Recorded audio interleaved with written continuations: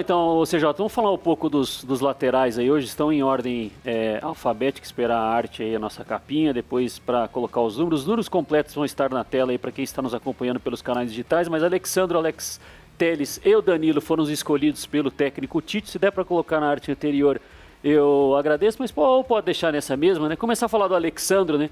Que dos três é o que tem menos minutos até aqui. Nessa temporada de 2022-2023, 836 minutos pela Juventus, e são 182 laterais nas 5 principais ligas da Europa, que jogaram pelo menos 35% dos minutos, né? E considerando esses laterais, dá para ver que o Danilo, ele é um dos melhores com relação... O Alexandro, perdão, é um dos melhores na questão de conseguir, né?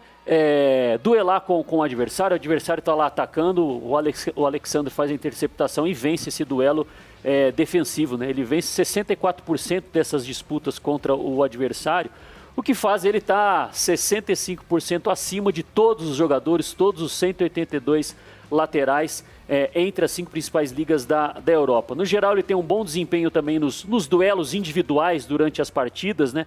Ele soma 17 a cada jogo e consegue vencer aí 55% desses duelos, né? O que faz ele estar 74% acima dos demais jogadores, ou seja, ele é um dos laterais que mais consegue vencer as disputas contra os adversários até aqui na Série A da Itália. E na seleção brasileira, o que é importante? O lateral ter um bom passe, né? A seleção é um time que fica muito com a bola. Boa. E o Alexandro não é um jogador que passa somente a bola para o lado ou passa a bola para trás, né? Ele consegue ser um jogador com capacidade de construção, meter a bola um pouco mais para frente, buscando ali os meias, buscando os atacantes. São 5,28 passes mais ofensivos, né, durante o jogo, com 73% de aproveitamento nesses passes, o que faz dele ser um dos melhores aí entre os 182 laterais, com números superior a 68% da amostra. Né? Ô Gobide, são quantos laterais desse comparativo? São quantos? 182 laterais. Desses 182, você sabe mais ou menos quantos vão para a Copa? Temos de esperar as listas finais, né, CJ? Essa semana estamos tendo mais a divulgação, né, a data final, mas podemos trazer esse balanço aqui. Os números são referentes às ligas em que estão inseridos, né, mas combinando essas 5 ligas, né? E também está bem no duelo ofensivo, né? Quando vai para o ataque tem de fazer um drible, disputar ali uma jogada ofensiva, está bem o Alexandro, né?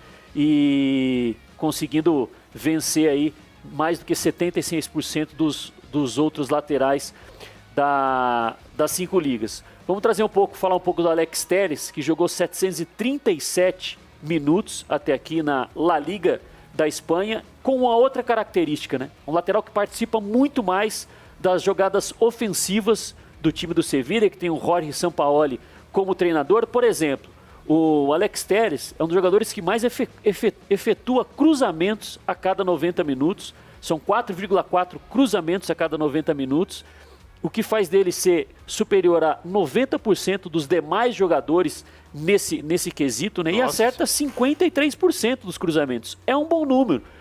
Só quase um pouquinho mais da metade, mas é um bom número, porque faz o Alex Telles ser um dos laterais que mais acerta cruzamentos entre todos esses 182 laterais, superior a 94% da amostra. Tem 3 ações ofensivas, disputas no ataque por 90 minutos, o que faz dele ser um jogador aí com um número 80% maior do que os demais, né? E soma 3,91 passes buscando a área do adversário, também é um bom número, né? Melhor do que 87% dos outros laterais dessas 5 grandes ligas da Europa. Se compararmos, então, um com o outro, nós temos um lateral bem mais ofensivo. Na verdade, é o Alexandro, um lateral um pouco mais... Zagueirão ali? Não, mais defensivo? Mas ambos bom na construção e também quando vai para o ataque com bons números. O Alex Telles, um lateral mais ofensivo no Sevilla, né? Temos que colocar isso, que é o contexto dele no Sevilla.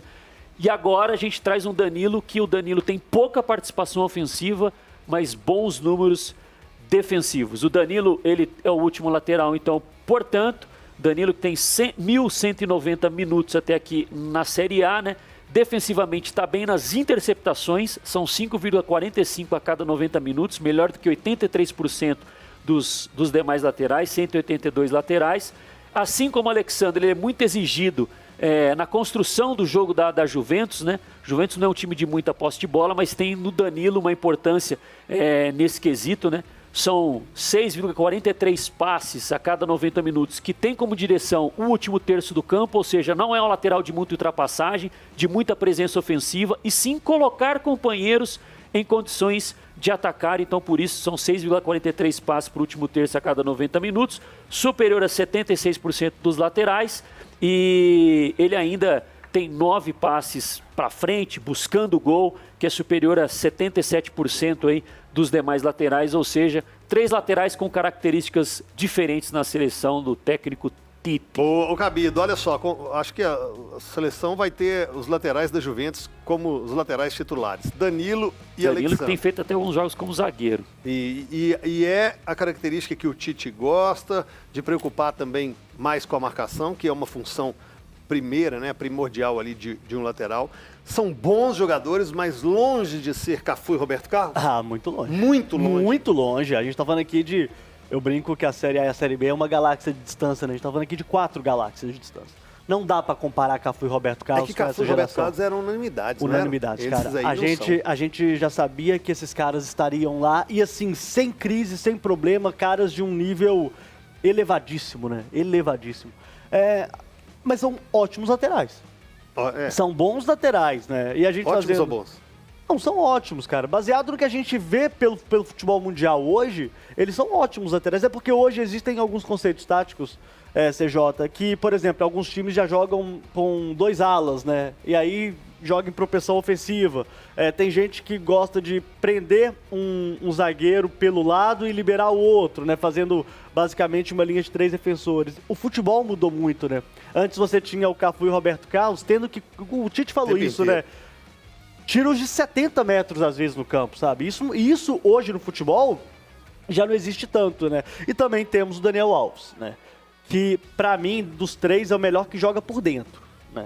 Então, são características diferentes. A gente vê jogadores com características diferentes e a seleção brasileira, baseada nesses 2 laterais da Juventus, ela está bem servida. Agora, querer comparar Roberto Carlos e Cafu aqui é uma até bobagem, porque também assim. era um outro futebol e a comparação minha, por mais ridículo que possa ser, não, mas eu tô por falando ser de você. unanimidade. Porque eu falei isso até no meu Twitter, no @Leandro Cabido, que existe uma memória afetiva muito forte do brasileiro com o lateral. Quando o Sorin ele veio para o Cruzeiro no ano 2000, ele falou, aqui é a terra dos laterais. Eu estou vindo para o Brasil porque aqui é a terra dos laterais. E não existe isso mais, gente. Isso acabou.